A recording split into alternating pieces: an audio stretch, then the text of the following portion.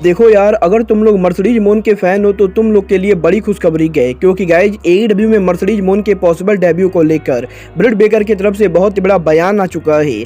AEW के all in pay per view के ऊपर एक बहुत ही बड़ा रेसलर उनका एंडिंग रिटर्न करेगा। एईडब्ल्यू में आंद्रादे एल इदोलो के पॉसिबल रिटर्न को लेकर आंद्रादे की तरफ से बहुत ही बड़ा हिंट आ चुका है। एईडब्ल्यू का एक बहुत ही बड़ा सुपरस्टार माउंट एवरेस्ट पर चढ़ने वाला है। एईडब्ल्यू के डबल और नथिंग पेपर व्यू के लेकर एईडब्ल्यू को मेजर प्रॉब्लम होने वाली गए। तो गाइज वहीं डब्ल्यूडब्ल्यू और एईडब्ल्यू के बाद अब इंपैक्ट रेसलिंग ने भी उनका इंटरनेशनल शो अनाउंस कर दिया है। तो गाइज चलिए बिना किसी देरी के शुरू करते हैं इस वीडियो को। और गाइज सबसे पहले बात करेंगे एईडब्ल्यू के रैम्पेज के व्यूअरशिप की। वेल गाइज ये बात तो आप सभी लोगों को मालूम होगा, एईडब्ल्यू ने इस हफ्ते जब उनका रैम्पेज शो कराया था तो गाइज एईडब्ल्यू का रैम्पेज शो उनके नॉर्मल टाइम स्लॉट से पहले ब्रॉडकास्ट हुआ था। और गाइज इंडिया के अंदर इस हफ्ते का एईडब्ल्यू का रैम्पेज शो हमें सुबह 4 बजे देखने को मिला था। और गाइज यही एईडब्ल्यू के रैम्पेज के टाइम के चेंज होने की वजह से एक बार फिर से एईडब्ल्यू के रैम्पेज की व्यूअरशिप बहुत ही बुरी तरीके से गिर चुकी है। क्योंकि गाइज यहां पर एईडब्ल्यू ने जब 28 अप्रैल को उनका रैम्पेज कराया था तो गाइज एईडब्ल्यू के रैम्पेज को 3,94,000 व्यूअरशिप मिली थी। बट गाइज यही लास्ट वीक जब एईडब्ल्यू ने रैम्पेज शो कराया तो गाइज एईडब्ल्यू की व्यूअरशिप 3 लाख से भी नीचे जा चुकी है। और एईडब्ल्यू के लास्ट रैम्पेज शो को अमेरिका में मात्र 2,94,000 लोगों ने देखा है, जो कि एईडब्ल्यू रैम्पेज की लोएस्ट व्यूअरशिप है। और गाइज जिस तरीके से एईडब्ल्यू रैम्पेज की व्यूअरशिप जा रही है, मुझे तो रैम्पेज का फ्यूचर कुछ ज्यादा बढ़िया नहीं दिख रहा है। बट गाइज यहाँ पर रैम्पेज की व्यूअरशिप वो इकलौती चीज नहीं है जिसके अंदर एईडब्ल्यू को मेजर प्रॉब्लम होने वाली है। क्योंकि गाइज यहाँ पर एईडब्ल्यू के अपकमिंग पेपर व्यू, एईडब्ल्यू के डबल और नथिंग पेपर व्यू को लेकर भी एईडब्ल्यू को मेजर प्रॉब्लम होने वाली है।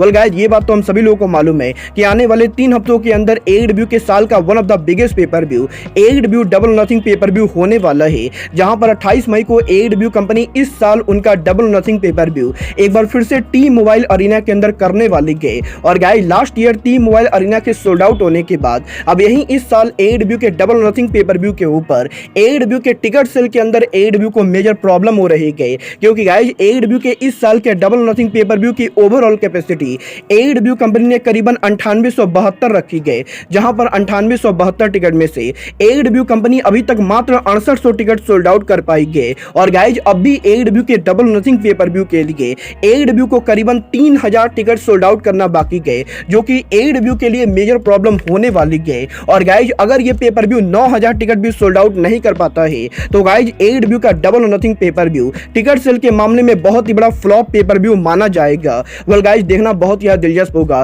कि आने वाले 20 दिनों के अंदर एईडब्ल्यू कंपनी डबल नथिंग के लिए कितने टिकट सोल्ड आउट करती है। बट गाइज चलिए फिलहाल आगे बढ़ते और बात करते हैं आंद्रादे एल इदोलो की। वेल गाइज ये बात तो हम सभी लोगों को मालूम है कि आंद्रादे एल इदोलो लंबे टाइम से एईडब्ल्यू के टेलीविजन से गायब है। बट गाइज यही इस हफ्ते ने आंद्रादे ने सोशल मीडिया के ऊपर जिम के अंदर से उनके लेटेस्ट पिक्चर को शेयर किया है। और गाइज यहाँ पर आंद्रादे ने इस पिक्चर को शेयर करके ये कंफर्म किया है कि आंद्रादे के एईडब्ल्यू से लगातार गायब रहने के बाद और आंद्रादे के रिसेंट इंजरी और सर्जरीज के बाद अब आंद्रादे जिम के अंदर वापस आ चुके हैं। और गाइज आंद्रादे ने उनके वेट को भी बढ़ा लिया है। और गाइज जहां पहले आंद्रादे एल इदोलो 220 पाउंड के थे, वहीं आंद्रादे एल इदोलो अब 248 पाउंड के हो चुके हैं। और गाइज एईडब्ल्यू कंपनी से अब्सेंट के दौरान आंद्रादे ने करीबन उनके 28 पाउंड वजन को बढ़ाया है। और गाइज आंद्रादे का ये कहना है कि वो उनके फ्यूचर को लेकर बहुत ही एक्साइटेड है। वेल गाइज मैं तो यही प्रे कर रहा हूँ कि एईडब्ल्यू कंपनी जल्द से जल्द एईडब्ल्यू के अंदर आंद्रादे एल इदोलो का रिटर्न कराए। बट गाइज चलिए फिलहाल आगे बढ़ते हैं और बात करते हैं एईडब्ल्यू के फॉर्मर 3 टाइम चैंपियन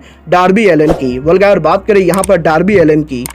अगर आप लोग डार्बी एलन के हार्डकोर फैन हो तो आप लोग को ये बात जरूर मालूम होगी कि डार्बी एलन प्रो रेसलर होने के साथ साथ स्टंट आर्टिस्ट का भी काम करते गए। और गाइज डार्बी एलन उनके स्केट बोर्ड के साथ हर समय कोई ना कोई स्टंट करते रहते गए। और गाइज यहीं अब डार्बी एलन ने उनके लेटेस्ट इंटरव्यू के अंदर अगले साल उनका एक बहुत ही बड़ा गोल कंफर्म कर दिया है, जहां पर डार्बी एलन का ये कहना है कि अगले साल डार्बी एलन माउंट एवरेस्ट पर चढ़ने वाले हैं। और guys Darby Allin wrestling industry के वो पहले रेसलर होंगे जो माउंट एवरेस्ट की चढ़ाई करने वाले हैं। और गाइज माउंट एवरेस्ट की चढ़ाई करने के बाद डार्बी एलन रेसलिंग इंडस्ट्री के अंदर एक नया रिकॉर्ड बनाएंगे, जो कि रेसलिंग इंडस्ट्री के वो पहले रेसलर बनेंगे जो माउंट एवरेस्ट की ऊंचाइयों को छूने वाले हैं। और गाइस यहां पर डार्बी ने इस चीज को कंफर्म किया है कि अगले साल वो दुनिया के सबसे बड़े माउंटेन के ऊपर उनकी चढ़ाई करने वाले हैं। वेल गाइस देखना बहुत ही दिलचस्प होगा कि एईडब्ल्यू कंपनी के अंदर से डार्बी एलन को माउंट एवरेस्ट पर जाने की इजाजत मिलती है या नहीं।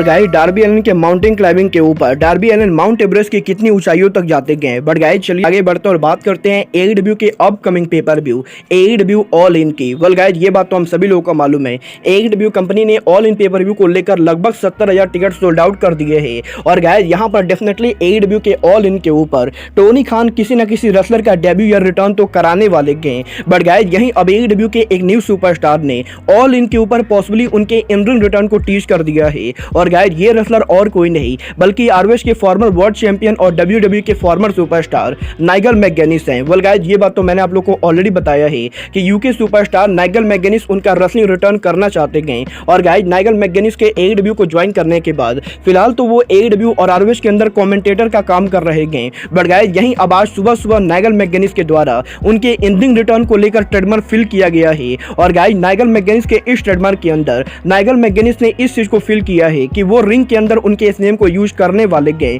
और गाइज अब क्योंकि नाइगल मैकगेनिस ने ट्रेडमार्क फिल कर दिया है तो गाइज आप लोग ये कंफर्म मान सकते हो कि एईडब्ल्यू के ऑल इन पेपर व्यू के ऊपर नाइगल मैकगेनिस उनका रिटर्न करने वाले गए। और गाइज पॉसिबली एईडब्ल्यू के ऑल इन पेपर व्यू के ऊपर नाइगल मैकगेनिस रेसलिंग के ऊपर उनका आखिरी मैच रेसल करेंगे। क्योंकि गाइज यहाँ पर कुछ दिनों पहले नाइगल मैकगेनिस ने ये खुद कहा था कि अगर वो रेसलिंग के अंदर दोबारा कभी भी कमबैक करेंगे तो गाइज वो मैच उनका आखिरी मैच होने वाला है। और गाइज पॉसिबली अब एईडब्ल्यू का और पेपर व्यू होने वाला है जहां पर नाइगल मैकगेनिस हमें आखिरी बार रेसल करते हुए दिखाई देंगे। वेल गाइस देखना बहुत ही दिलचस्प होगा कि नाइगल मैकगेनिस ऑल इन पर किसको फेस करते गए। बट गाइस जहां तक बात रही रेसलिंग इंडस्ट्री में इंटरनेशनल सोच की तो गाइस ये बात तो हम सभी लोगों को मालूम है कि जहां डब्ल्यूडब्ल्यूई इसी महीने के अंदर सऊदी अरबिया के अंदर उनका नाइट ऑफ चैंपियन शो करने वाली गए, वहीं यूके के अंदर एईडब्ल्यू कंपनी अगस्त में उनका ऑल इन शो करने वाली गए। और गाइस यहीं एईडब्ल्यू और डब्ल्यूडब्ल्यूई के इंटरनेशनल शो अनाउंस करने के बाद अब दुनिया की चौथी सबसे बड़ी रेसलिंग कंपनी इंपैक्ट रेसलिंग ने भी उनका इंटरनेशनल शो अनाउंस कर दिया है। जहां पर आज इंपैक्ट इस चीज को ऑफिशियली अनाउंस किया है कि इंपैक्ट रेसलिंग फाइनली इस साल ऑस्ट्रेलिया के अंदर उनका डेब्यू करने वाली गए। और गाइस 30 जून और 1 जुलाई को इंपैक्ट रेसलिंग इस साल बैक टू बैक 2 दिन तक ऑस्ट्रेलिया के अंदर उनका शो करेगी, जहां पर वागा ऑस्ट्रेलिया के अंदर इंपैक्ट रेसलिंग यूके सेंटर के अंदर उनके 2 दिनों तक लगातार शो को करने वाले गए। और गाइस यहां पर इंपैक्ट रेसलिंग के इस शो के ऊपर इंपैक्ट रेसलिंग उनके साथ साथ दूसरे कंपनी के रेसलर्स को भी फीचर करेगी। और गाइस यहां पर इंपैक्ट रेसलिंग ने इस चीज को ऑफिशियली अनाउंस किया है कि 30 जून और 1 जुलाई को इंपैक्ट रेसलिंग ऑस्ट्रेलिया के अंदर उनका डेब्यू कर रही गए। वेल गाइस देखना बहुत ही दिलचस्प होगा कि एईडब्ल्यू और डब्ल्यूडब्ल्यूई की सोच के लगभग इंटरनेशनली सोल्ड आउट होने के बाद इंपैक्ट रेसलिंग ऑस्ट्रेलिया के अंदर कितनी क्राउड लाती गए। बट गाइस चलिए फिलहाल आगे बढ़ते हैं और बात करते हैं एनजेपीडब्ल्यू की फॉर्मर आईडब्ल्यूजीपी वुमेन चैंपियन मर्सिडीज मोन की। वेल गाइस ये बात तो मैंने आप लोग को ऑलरेडी बताया है कि मर्सिडीज मोन करंटली एनजेपीडब्ल्यू के अंदर पर अपीयरेंस डील के ऊपर काम कर रही गए। और गाइस इसीलिए अगर कोई और कंपनी चाहे तो वो मर्सिडीज मोन को इस समय साइन कर सकती गए। बट गाइस यहीं इस हफ्ते एईडब्ल्यू सुपरस्टार ब्रिट बेकर और जेमी हैदर ने यूके के अंदर उनका एक इंटरव्यू दिया है, जहां पर यूके के अंदर इस इंटरव्यू के अंदर ये दोनों रेसलर यूके के अंदर एईडब्ल्यू के ऑल इन शो को प्रमोट कर रहे थे। और गाइस यहीं इनके इस मीडिया कॉल के अंदर इनसे एक इंटरव्यूअर ने ये पूछा था कि क्या एईडब्ल्यू के ऑल इन पेपर व्यू के ऊपर मर्सिडीज मोन अपीयर हो सकती गए। और गाइस क्या एईडब्ल्यू के अंदर फैंस को मर्सिडीज मोन वर्सेस जेमी हैदर या फिर मर्सिडीज मोन वर्सेस ब्रिट बेकर के बीच में ड्रीम मैच देखने को मिल सकता है। तो गाइस यहीं ब्रिट बेकर का ये कहना है कि ब्रिट बेकर को ये तो नहीं पता है कि मर्सिडीज मोन एईडब्ल्यू के ऑल इन पर आएंगी या नहीं। बट गाइस अगर मर्सिडीज मोन एईडब्ल्यू में आती गए तो गाइस ब्रिट बेकर डेफिनेटली मर्सिडीज मोन को फेस करना चाहेंगी। और गाइस यहां पर जेमी हैदर और ब्रिट बेकर दोनों का ये कहना है कि ये दोनों मर्सिडीज मोन को एईडब्ल्यू के अंदर वेलकम करना चाहते हैं और ये दोनों ही एईडब्ल्यू के अंदर मर्सिडीज मोन को फेस करना चाहते हैं। वेल गाइस अब ये तो आने वाला टाइम बताएगा कि एनजेपीडब्ल्यू मर्सिडीज मोन को ऑल इन पर जाने देती है या नहीं, और गाइस मर्सिडीज मोन एईडब्ल्यू के अंदर आती है या नहीं। बट गाइस आप लोग मर्सिडीज मोन को एईडब्ल्यू चाहते हो या नहीं, आप लोग मुझे कमेंट करके बताइए। बट गाइस अब आज के इस वीडियो में बस इतना ही। मैं मिलता हूं आपसे अपने अगले वीडियो में। बट गाइस तब तक के लिए goodbye, good night and bye.